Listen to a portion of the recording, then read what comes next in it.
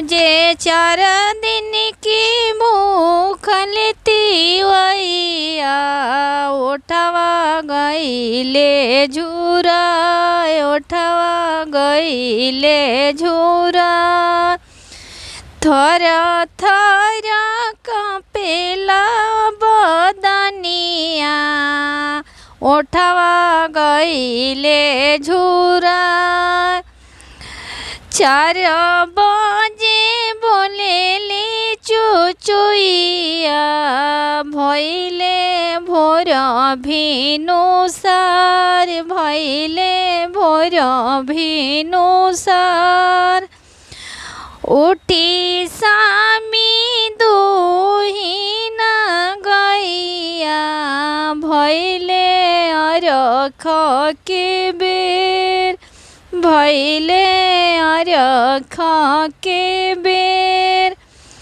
घरवा के पूर्ववा गंगा सागर ओही में आदित्य मलखार। गौआ के पूर्ववा गंगा हो सागर ओ में आदित्य मलखार। ओही जाना खड़ी भइली तिवैया देहिया कांपे थर थर। उठी सामी भइले भिनुसरिया गैया दुहिन ले, गैया दुहिना सुबेर। होई गईले भोर भिनुसरवा भइले अरखिया के बेर, भइले अरखिया के बेर।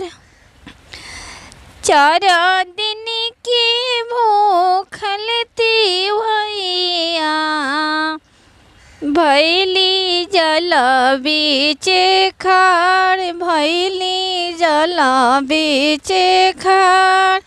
थर थर कांपे उनकर देहिया कैसे ही लगी है न पार, कैसे लगी है न पार। घोड़ावा चढ़न वाले आदित्य मल भास से ले ठाठा मार। घोड़ावा चढ़न आले छठिया मैया हंसली ठाठा मार। हम कार्य में तोहर बीर परवा जनी तू घबरा, तू जनी घबरा। होई गईले जल बीचे खड़िया और के निहाले दितमल।